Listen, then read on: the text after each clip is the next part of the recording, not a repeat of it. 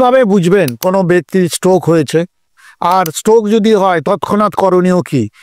কিভাবে আপনি ওই ব্যক্তিকে আপনার বুদ্ধিমত্তার সাথে বাঁচাতে পারবেন? আজকে এই একটি ভিডিও, এটি জনস্বার্থে প্রচুর প্রচুর শেয়ার করুন। সকলেরই এটা জানা দরকার।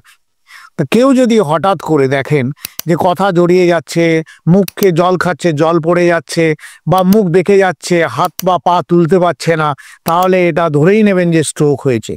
স্ট্রোক হলে একটি পদ্ধতি আছে যেটাকে আমাদের ডাক্তারি ভাষায় বলে ফাস্ট, FAST।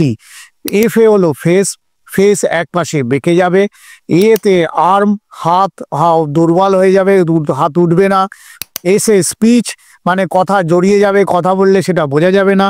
টিতে টাইম, সময় নষ্ট না করে দ্রুত হসপিটালে নিয়ে যেতে হবে। এটি মনে রাখবেন। স্ট্রোকের রুগীকে কি করবেন আপনি? স্ট্রোকের রুগীকে আপনার তৎক্ষণাৎ তাকে শুইয়ে রাখতে হবে, মাথাটা একটু উঁচুতে তুলে ধরবেন, কোনো জল তাকে খেতে দেবেন না, জল বা কোনো কিছুই তাকে খেতে দেবেন না।